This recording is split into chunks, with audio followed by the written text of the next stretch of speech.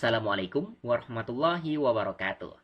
Terima kasih kepada sahabat MSI yang telah melakukan pendaftaran TOEFL Prediction Test. Jadi berikut kami akan sampaikan kepada sahabat sekalian terkait panduan TOEFL Prediction Test.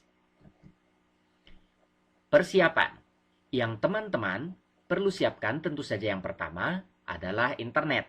Jadi teman-teman gunakanlah internet yang baik itu WiFi ataupun paket data, atau bisa keduanya untuk jaga-jaga.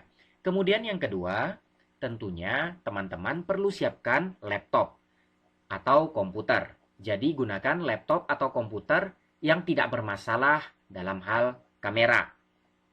Jadi webcamnya ataupun aplikasi yang mendukung untuk menampilkan wajah teman-teman pada saat tes diharapkan disiapkan dengan sebaik-baiknya.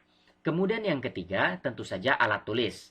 Alat tulis yang perlu teman-teman siapkan adalah kertas, pulpen, pensil, penghapus, dan sebagainya. Agar sebenarnya akan dikirimkan di akhir tes link jawaban online-nya. Jadi teman-teman setelah mengerjakan ujian di kertas masing-masing, nanti akan disalin, teman-teman akan salin ke lembar kerja online. Lembar kerja online inilah yang akan kami kirim di akhir waktu tes nantinya. Oke. Selanjutnya yang perlu teman-teman siapkan juga adalah Zoom. Jadi siapkan akun Zoom-nya, silahkan download Zoom, baik itu di HP 32 bit, di laptop 32 bit ataupun yang 64 bit, seperti itu. Kemudian selanjutnya yang paling penting juga adalah berdoa. Jadi berdoalah dan berusaha memberikan yang terbaik. Semoga nilai teman-teman, poin atau skor TOEFL-nya baik ya, seperti itu. Jadi teman-teman, nanti selama tes, teman-teman diharapkan untuk memunculkan wajah teman-teman di tampilan Zoom-nya ya. Jadi siapkan laptop, siapkan juga webcam seperti itu, ataupun aplikasi yang mendukung untuk menampilkan wajah teman-teman di Zoom nantinya. Terkait dengan waktu tes, yang pertama adalah sesi listening, itu mulai pukul 10 sampai 10.30 waktu Indonesia bagian Barat. Kemudian dilanjutkan dengan structure and written expression pada pukul 10.30 sampai 11.00 waktu Indonesia bagian Barat. Selanjutnya sesi yang terakhir adalah reading. Itu dari pukul 11.00 sampai 12.00 waktu Indonesia bagian Barat. Selanjutnya teman-teman dipersilahkan untuk mengirim jawaban teman-teman pada pukul 12.00 sampai 12.30 waktu Indonesia bagian Barat di lembar kerja yang akan kami share nantinya di akhir tes atau di sekitar pukul 12 waktu Indonesia bagian Barat. Seperti itu. Terkait dengan peserta. Jadi peserta kemarin sesuai dengan pendaftaran ada yang berinfak, ada yang tanpa infak. Untuk yang berinfak, jadi semua yang berinfak berhak untuk mengikuti tes dan mendapatkan e-sertifikat jika mengisi lembar jawaban hingga tuntas. Ya.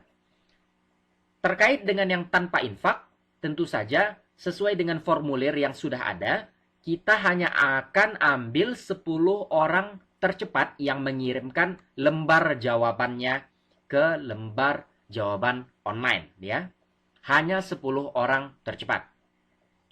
Dan kami informasikan terima kasih kepada seluruh peserta yang telah berinfak. Totalnya ada 35 peserta.